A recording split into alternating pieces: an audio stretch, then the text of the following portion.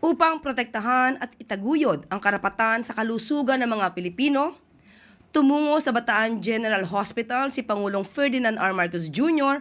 para bisitahin ang pasilidad at mga pasyenteng kasalukuyang nagpapagaling doon.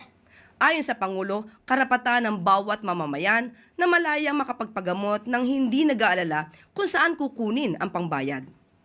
Bilang tulong at tugon sa medikal na pangangailangan ng ating mga kababayan, muling inihayag ng Pangulo ang pagkakaroon ng zero balance billing sa mga pampublikong ospital ng Department of Health. Maaari nang magka-avail ng zero balance billing ang 78 DOH hospitals nationwide, kabilang ang Bataan General Hospital and Medical Center.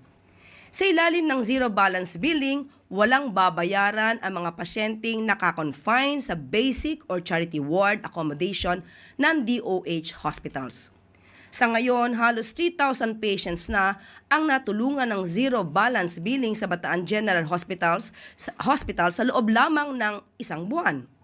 Inihayag din ng Pangulo na mayroong mga bukas centers para sa mga kasong hindi na kailangan ng confinement kung saan may screening, lab test, maternal and child services. Mayroon ding ambulatory surgical services din para sa mga nais mag-avail nito. Paalala ni Pangulong Marcos Jr. sa mga Pilipino, kayo'y aalagaan hanggang sa makakaya ng pamahalaan.